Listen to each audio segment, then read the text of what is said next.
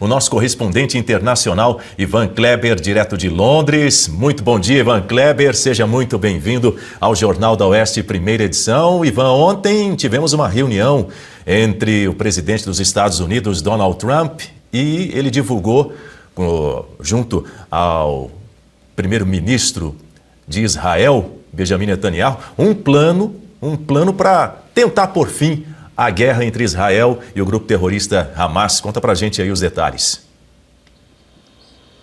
Bom dia, Daniel. Uma saudação especial a toda a audiência do Jornal da Oeste, primeira edição. Isso mesmo, Daniel. Desde o dia 7 de outubro de 2023, nunca estivemos tão perto, tão próximos, né, de um acordo de paz entre Israel e o Estado e o grupo terrorista Hamas. Ontem, em uma conferência de imprensa, então, o presidente americano Donald Trump apresentou o plano que consiste na criação de um conselho de paz que irá administrar a cidade de Gaza.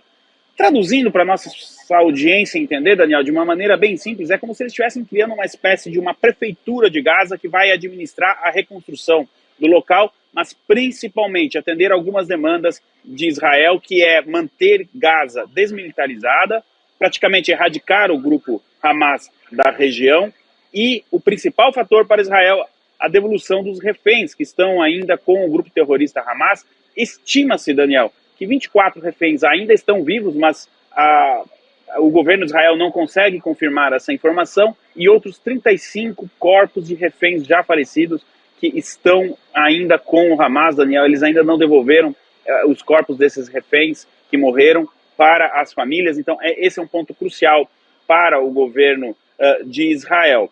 Este Conselho da Paz, veja bem, será presidido por ninguém mais, ninguém menos do que o próprio presidente americano, Donald Trump, em parceria com o ex-primeiro-ministro britânico aqui, o Tony Blair. Isso foi um pedido do mundo muçulmano, inclusive, com autorização de Israel. Então, Donald Trump avançou com essa ideia. Ele até disse: olha, eu estou muito lisonjeado, muito obrigado por me oferecerem essa oportunidade, embora eu seja um homem muito ocupado, vou trabalhar nessa questão também. Acredito que nesse contexto o nome do presidente americano Trump, Daniel, acabou contentando os dois lados.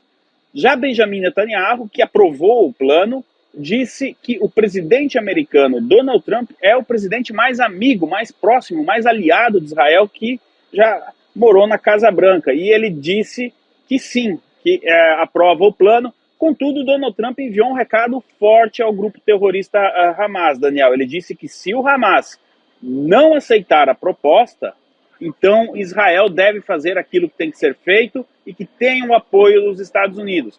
Benjamin Netanyahu, diante desta declaração, disse que agora cabe ao Hamas aceitar o acordo, ou pela maneira mais fácil ou pela maneira mais difícil. A mais difícil consiste, obviamente, em uma operação militar de grande escala de Israel em Gaza.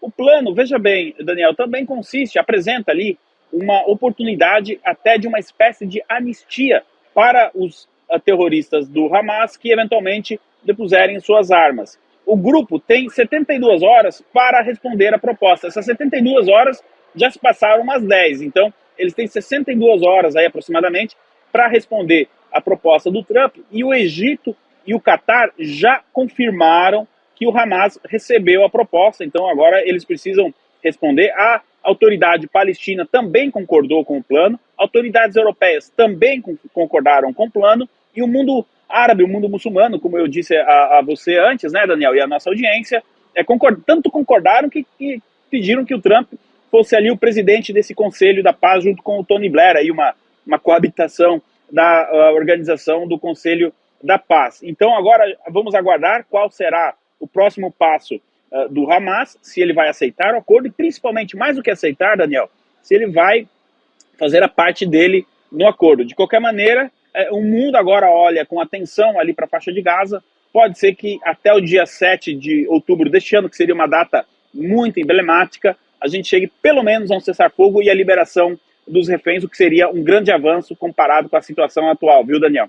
Atualizando também o nosso espectador Ivan Kleber, há pouco a AFP divulgou uma informação de que o primeiro-ministro israelense Benjamin Netanyahu afirmou que não concordou com a criação de um Estado palestino na sua reunião dessa segunda-feira com o presidente dos Estados Unidos, Donald Trump. Abro aspas, ele mandou essa mensagem em um vídeo publicado na madrugada de hoje no canal dele no Telegram.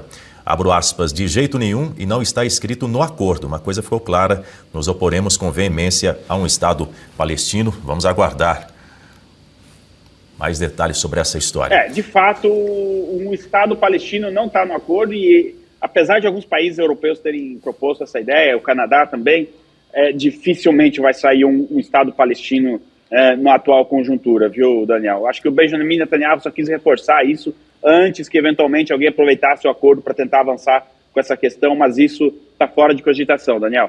Muito bem, mas continuando a falar sobre Donald Trump, Ivan, o presidente norte-americano se reuniu com a cúpula militar dos Estados Unidos em uma base próxima a Washington. De que se tratou essa reunião? Daniel, com toda a gentileza possível, eu vou fazer uma pequena correção. Ele vai se reunir hoje. Sim. A reunião deve acontecer nesta terça-feira, lá em uma base na Virgínia. E chama atenção, Daniel, porque serão aproximadamente 800 generais reunidos, generais que estavam na Ásia, no Oriente Médio, alguns também na África. Então, todos esses generais de 2, 3, 4 estrelas que estavam espalhados pelo mundo estão se reunindo lá na Virgínia. Foi um pedido convocado pelo secretário de guerra, Peter Hegseth, fez essa convocação semana passada, e ela não é comum. Outros presidentes já se reuniram com generais em reuniões importantes. Barack Obama já fez isso, o próprio George Bush, mas nessa escala, com 800 generais, outros militares que estarão por ali, não é tão comum, tá, Daniel? O próprio Trump não fez isso na primeira administração. O que eles podem tratar ali, o que está sendo divulgado, Daniel, é que o Trump quer conversar com os generais, entender como está a moral das tropas, passar uma mensagem de otimismo, enfim, levantar a moral, né, do exército americano, eventualmente, e elogiar alguns pela operação realizada em junho contra bases nucleares ali do Irã, mas a verdade é que a verdade nunca é publicada assim tão facilmente, e a probabilidade que desta reunião tenha como principal escopo uma atualização tanto da doutrina de defesa dos Estados Unidos. Recentemente eles trocaram o nome, não é mais Secretaria de Defesa, é Secretaria de Guerra, e também para fazer um levantamento mais amplo do estado das Forças Armadas americanas, da Marinha, do Exército, da Aeronáutica, e eventualmente, aqui o principal ponto, Daniel, que isso a gente não pode confirmar, existe essa especulação, mas uma atualização, ou seja, o mundo político, presidente Trump, secretário de Guerra, Peter Hegseth, atualizar os generais de todas as operações militares americanas e estratégicas.